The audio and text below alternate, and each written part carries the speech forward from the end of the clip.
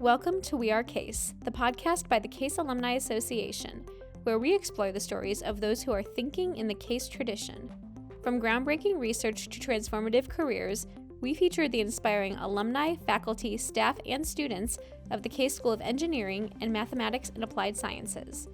Each episode dives deep into the journeys of those shaping the future, whether they're on campus, leading industries, or even redefining what it means to retire. It's all about innovation, perseverance, and the creative ways our community is making an impact. We Are Case is produced by Abby Murphy, the Director of Digital Content and Design for the Case Alumni Association, and hosted by Robert Smith, the Director of Communications for the Case Alumni Association. Hello, everybody, and welcome to another episode of We Are Case, the podcast from the Case Alumni Association. We're coming to you from Sears thinkbox, the largest makerspace on an American college campus.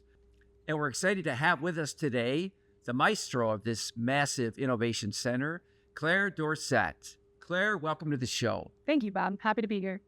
So Claire is new to campus. She just started her job as executive director of thinkbox this year, but she is not new to the maker scene.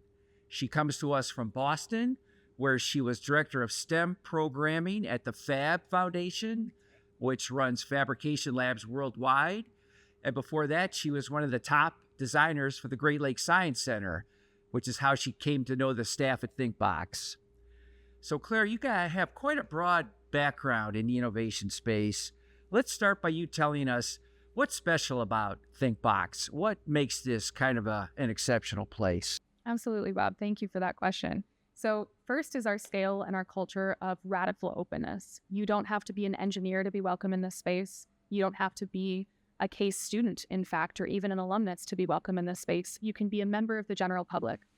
And whether you're a student, a faculty member, an artist, a community member, you have equal access to all of the incredible resources we have here. Second is that everything is under one roof. At many other university makerspaces, you have to go to one place for a wood shop, another for a metal shop, another for electronics, and a third for textiles. Often you have a whole separate support system for entrepreneurship. We have that all in one place here at Sears thinkbox. So 7 stories, 50,000 square feet, and those floors are themed. You can do everything under one roof. And third is the support that we offer. You are not on your own here. We have a full-time professional staff and a fantastic team of student technicians who will help you bring your ideas to life and make them a reality here.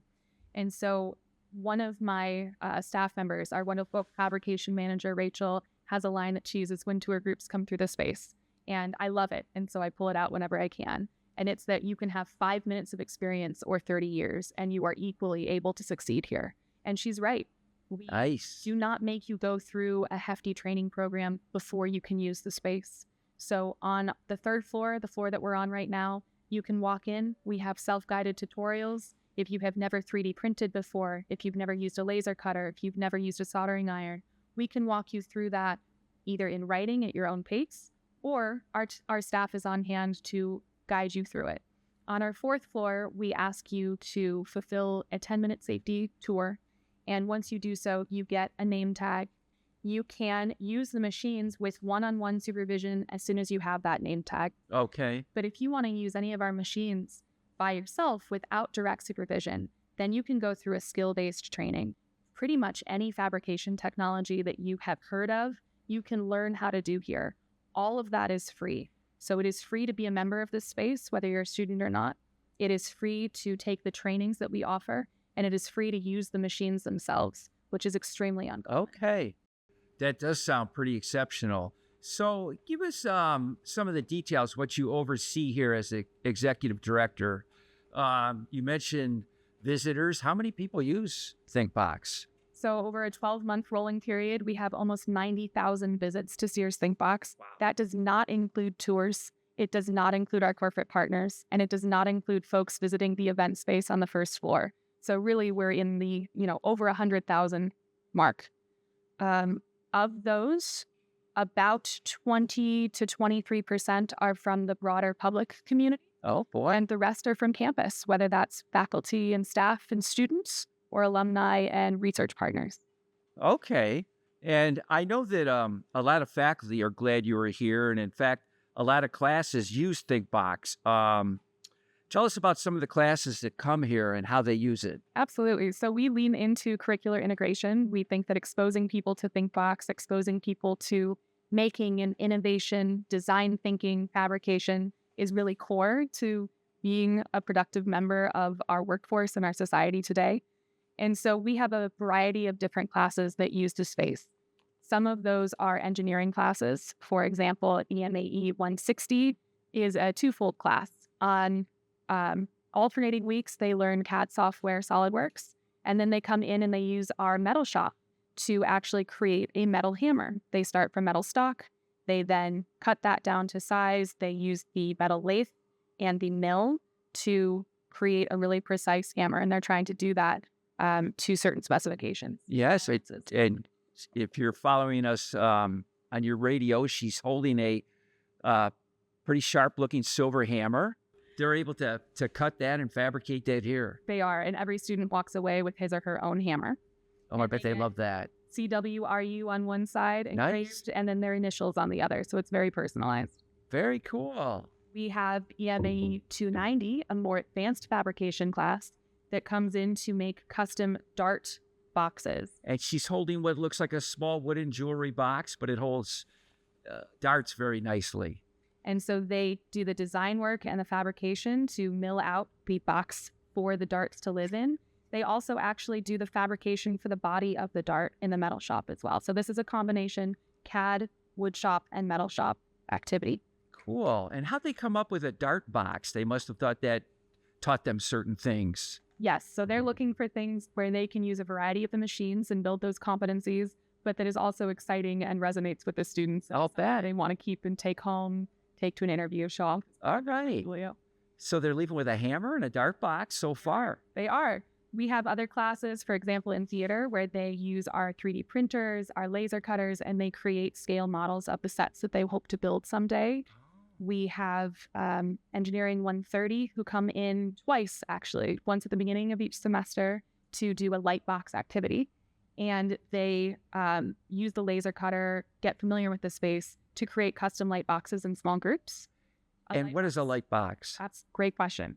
It is illuminated from the inside. You can cast shadows with it. You can create different shapes. So maybe you want a dodecahedron, a 12-sided box with different things illuminated on each face.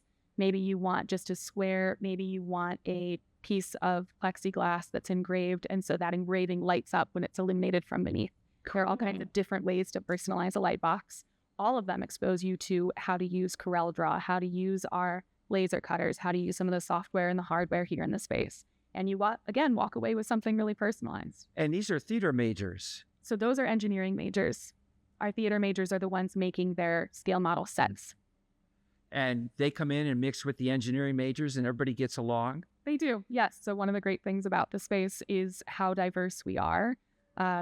It's not just engineers. It is not just folks who have been exposed to fabrication or design in high school or before they arrived at CASE. It's not just folks who have taken a class for curricular integration here. You can walk into the space with zero experience, and we will support you to creating the token of your idea. So it's a prototype you can then take to build upon. That is great. So Claire, is that kind of typical in the makerspace environment, or is that pretty uncommon to CASE? It's pretty uncommon. Is it? Often you have a separate lab for architects, a separate lab for theater, a separate lab for engineers, and sometimes that's multiple labs. One is a wood shop, one is a metal shop, one is an electronics lab. We have everything here. And the cross-pollination that happens when folks intermingle with majors they're not as familiar with, or backgrounds they're not as familiar with, or the public, many of whom have been out in the real working world for a long time, and they bring that knowledge back here to thinkbox and share it with our students. The integration of ideas is incredible. It really increases the momentum at which folks can work. It increases their imagination of what can be and how they might get there. So the collaboration that comes out of it is really incredible. So that cross-pollination, as you called it, that's something you embrace. You love to see that. We absolutely love it. I could tell. Yes, that's where innovation comes from. Okay. Good. So I know you've already made some changes and introduced some new programs since you've been here. And in fact, on April 5th, you held our first ThinkBox Derby. Tell our listeners what that was and why you did that. So many of our listeners might be familiar with the Pinewood Derby. It's very popular in Scouts. Yep. It's a downhill, gravity-powered race. Yep. The ThinkBox Derby was based off of the Nerdy Derby, a concept that is open source and popularized in maker fairs by a team out of New York. And so the idea is that you can make a car out of absolutely anything. It does not have to be from a kit. It does not have to be carved from wood like a Pinewood Derby is. Yes. You can use found parts. You can use food. You can use Legos. You can use absolutely anything that you can think of as long as it fits on the track. So she was holding up a 6-outlet power strip, which has 2 big wheels in the front, and it looks like kind of a funky dragster. That's right. So this was actually named the Creative Outlet. The naming is part of the Love it, love it. really fun creativity that comes with this event. And so the track is also not just a straight track. It has a big hill in the center of it. And so there are a couple of different innovation challenges that go along with that. One is the traditional fastest car to cross the finish line. One is the slowest car that can actually make it over that hill and still cross the finish line. It has to actually make it over. And then one is, can you stop at the top of the hill without going down the other side or rolling backwards? It's trickier. Sure. The last, which we thought this year would be aspirational, but actually our very own Larry Sears blew out of the water in the first 20 minutes, was to backtrack. We were hoping somebody could create a car that could actually climb from the bottom of that big hill all the way up the track from the finish line to the starting line. And he blew it through the water. Larry did. He did. Cool. The namesake of Sears ThinkBox and renowned here as an adjunct professor. So how many entries did you get for the first Nerdy Derby? So this was our pilot year. We didn't know what to expect. We have not run anything of this scale before. Yeah. We did have almost 100 attendees. We had 69 cars enter. Nice. These were made out of everything from this power strip, the Creative Outlet here, to a Rice Krispie treat, a potato on wheels. Love it. We had things made out of magnet tiles. We had things that were custom 3D prints. We had things that were created on the laser cutter, and they were actually automated. So as the wheels rolled, the wings would flap on a dragon. Yes. We had things that had audio components. Yeah. One of Larry's cars, in fact, sang Climb Every Mountain as it was trying to climb the mountain. We had a radio on wheels. So it really absolutely spanned the gamut of what was possible. Certainly Larry's still a student too. So yeah, I could see him getting into that. Well, I mean, you obviously tapped something, and ThinkBox is so popular on campus. I think the university surveys have showed that something like 60-70% of the students who come to Case mention ThinkBox as one of the draws. That's right. So we do know from surveys that over 60% of folks mention ThinkBox as being a reason that they are interested in Case Western Reserve University. We just concluded a round of open house tours on Thursday and Friday, the largest we've had all year. And the feedback that we received was incredible. Is that right? They mentioned that they had not seen anything quite like this at the other campuses that they visited. And that's what we want to hear. Our hours are 12 p.m. to 7 p.m. Monday through Saturday. We are closed on Sundays. Okay. And so it's very quiet in the mornings. It allows us to do some background work to prepare for the day and to do things like this podcast. So, Claire, you had a successful derby. What else is on the horizon? What other areas or resources are you hoping to add? So there are a few things that we're looking to do. We are currently hiring for a prototyping engineer position. That will be a new addition to the team. We have an engineer on our fabrication floor that supports all of the incredible innovation that happens there. And we're looking to do the same thing on this floor that we're on today, our prototyping floor. So we are currently interviewing for that. It will help us to support our faculty fellowship program going forward as we reopen that, and our student project fund, which will be exciting too. Oh, explain the student project fund. I think that's pretty interesting. Yes. So I will add the caveat that we are currently closed because of staffing constraints for the student project fund. But when we run the student project fund, it invites students to apply for funding to bring an innovative idea to life. It does have to be extracurricular. We will not pay for a class project, but we will pay for the idea that's been scratching the back of your brain for years that you just haven't found the time or the money to bring to fruition. And so that can be everything from an innovative planter system for tomatoes to a robotic arm system. It, again, really spans the gambit of your interests. And would the prototyping engineer then help them like get started? That's right. Yes, that's right. So they can help you figure out how to approach an idea. What are the steps to execution? What are the types of fabrication that you might use to get there? You might do 3D printing, but you might do casting and molding. You might use laser cutting. You might move upstairs to our 4th floor to use the shop spaces there. And so somebody can help you think through what the steps might look like for that. Okay, and you have a couple other ideas, which kind of, I think you're looking to promote confidence, you said. Absolutely. Talk about how you're going to do that and why you think you need to do that. Absolutely. So for many folks who visit Sears thinkbox, they're blown away by what we have to offer. As I said, 7 stories, 50,000 square feet. Yeah. But they don't know where to start. They want to make something. I wouldn't know where to start. It's hard. It's hard. And we call that blank page syndrome. You're just overwhelmed by the possibilities. Okay. And so we want to. I'm so glad you realize that. Absolutely. Okay. You're not the only one. It happens to all of us. Okay. We want to help overcome blank page syndrome. We want to help you figure out where to start and inspire you to pursue your own project, whatever that may be. It should be meaningful to you. Yeah. And so one of the ways we hope to do that is to introduce a tinkering area on our 2nd floor. Our 2nd floor is collaboration themed. Each floor in this building has a theme.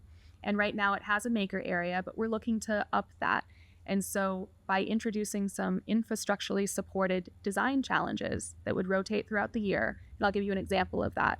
So we are currently working on fabricating some pegboard pinball machines that would have modular components that you could arrange on that pegboard to create your own pinball obstacle course, your own arena. And you can leave that for the next person to come after you, or you can disassemble it and leave a blank page for someone to come back to. But of course, it's not really a blank page because they know that there's the framework of the pinball machine to work within. And so there are a few different ways to succeed with that. One is through the modular components that we fabricate and leave for you. You are rearranging them, reconfiguring them to create something personal. The slightly leveled up version is to use the consumables that we have down there, duct tape and popsicle sticks and clay and hardware and brads, to create something more custom. Maybe you want to put a ramp together, you can do that. And then the third that we're hoping to lean into is that you will be reaching for something that you can't quite get with the consumables and the hand tools downstairs. And so that might invite you upstairs to the 3rd floor to start diving into CAD, computer-aided design, and creating a custom ramp for your pinball machine that you're going to then print here, take back downstairs, and add to that library of what's available for people who come after you. The idea is that we would have approximately 6, maybe 10 of these different design challenges that would rotate throughout the year. So there's always something new for you to come in. And is that to get me started, get me thinking? That's exactly right. Show me what I can do? That's right. Yeah. It's just to get those wheels spinning. Once you have an idea, you can really run with it. But we have to spark that idea somehow. And we try to do that through constructionism and constructivism, which means thinking with your hands. Have you seen that work before, that approach? I have. So my background is in the museum world, and a lot of the most engaging aspects of the museum world are the hands-on, exploration-based interactives. And so this is an interactive that I saw at the New York Hall of Science. It is in a few other museums as well, including in San Francisco, that really felt like it spoke to the possibilities of a makerspace and an innovation center like this. Nice. All right, yeah. So let's get into your background a little bit. I think that's kind of fascinating. So Claire's a Cleveland girl, grew up in Chardon High School. That's right. Went to Cornell, majored in English for crying out loud. That's right. And actually spent some time as a children's book editor in New York City. I did. So it has been a nonlinear path, as you said. Yeah. I left Ohio, moved to New York City, children's book editor, but came back, couldn't resist Northeast Ohio, and worked at the Great Lakes Science Center for about 5 years. We should tell people a little bit about the Great Lakes Science Center. Our 2 kids spent a lot of time there, and it's a great hands-on science center right on the lakefront. That's right. And Claire designed exhibits for them, which is what it's all about there. I mean, the kids just go in there and love it. It was a wonderful job. I loved bringing science to life for people. And it was also my introduction in many ways to digital fabrication and the maker technologies that we have here at thinkbox. So around 2018 or 2019, we were actually trying to create an exhibit that we did not have the tools to bring to fruition at the Science Center. That was my first visit here to ThinkBox.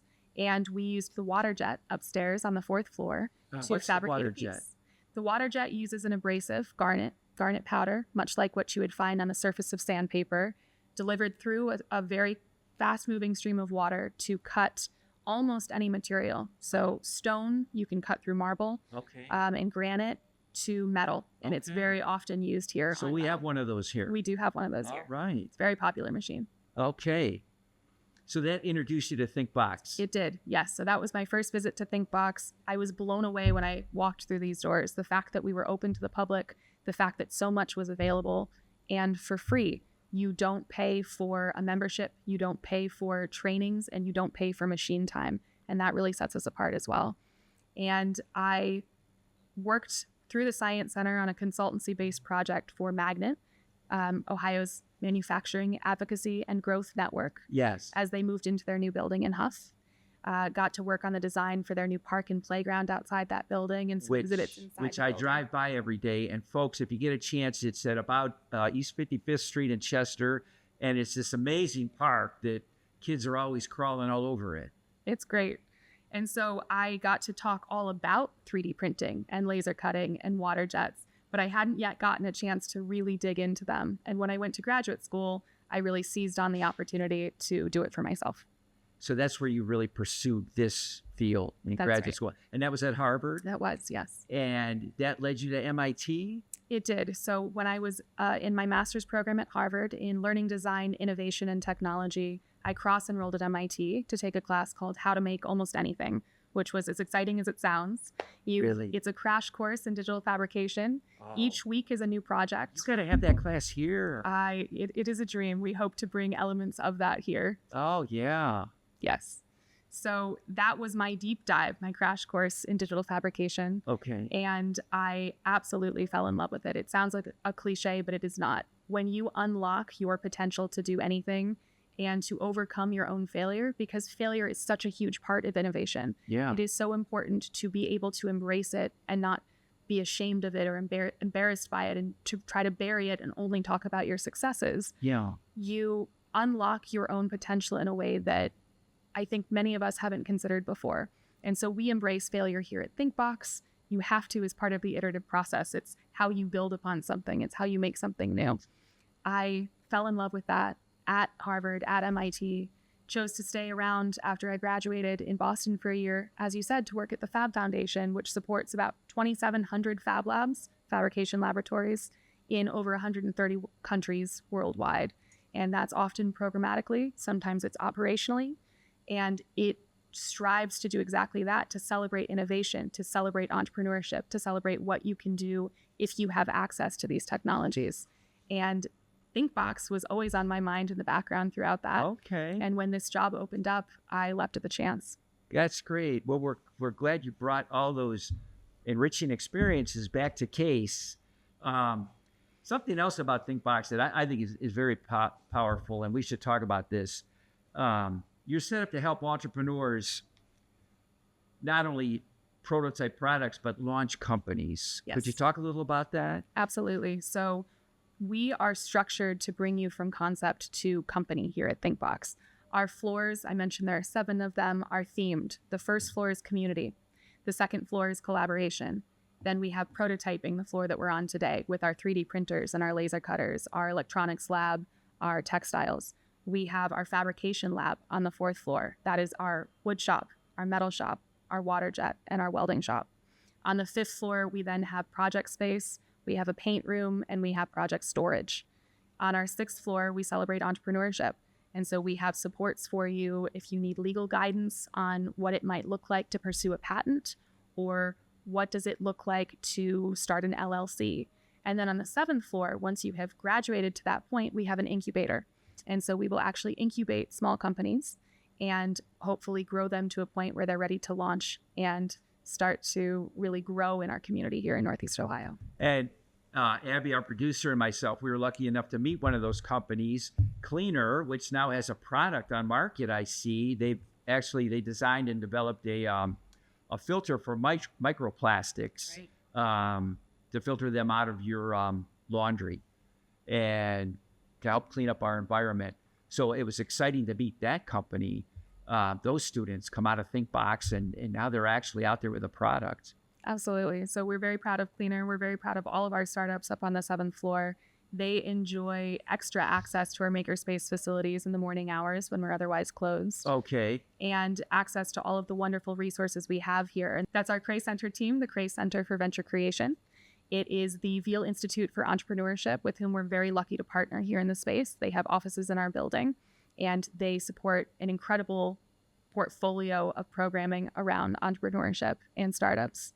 And collectively, folks making use of the resources in this building have raised over $407 million for their businesses. Wow. Well, Claire, so we know that thinkbox is open to the public, and that includes alumni. Can you suggest some ways alumni might get started here, might get involved? Absolutely, Bob. We love to welcome alumni into this building. So if you don't have anything you want to make, that's fine. Come and see what our students are making today. Come and see. You can ask them. What are you making? What are you working on? Tell me more about that. Maybe you have some wisdom to share with them. Maybe not. Maybe you're mostly sightseeing, and that's fine too. That's part of the culture here. We really share things widely. Maybe you have something that extends beyond what your garage shop or your basement shop can handle. And so we would be happy to help you create that here. We had a gentleman early on in my tenure here, a few months ago now, who was making a 7-foot tall height meter for his brand new granddaughter. And so he wanted to be able to mark off her height as she grew throughout the years. And It was too large a piece for him to do in his garage. So he came here and he used our CNC router in our wood shop to create this beautiful custom engraved meter with her name on it. And he was going to go home and paint it. But that's the kind of project. It can be very personal. It can also be a prototype for something you want to launch in the world. It can be anything you want it to be. Okay, we are going to end on that welcoming note. This has been another edition of We Are Case. We want you to know that there is a video component of this podcast, which you can find on our website. We hope to see you at Sears Thinkbox. Ask anyone at Case Western Reserve University, where our motto is, think beyond the possible. And that concludes this episode of We Are Case. Thank you for listening. You can find more stories about the CASE innovators who are helping shape the future on our website, casealumni.org, where you will be able to find all episodes of this podcast. We hope you tune in next time for another episode of We Are Case. In the meantime, keep thinking beyond the possible.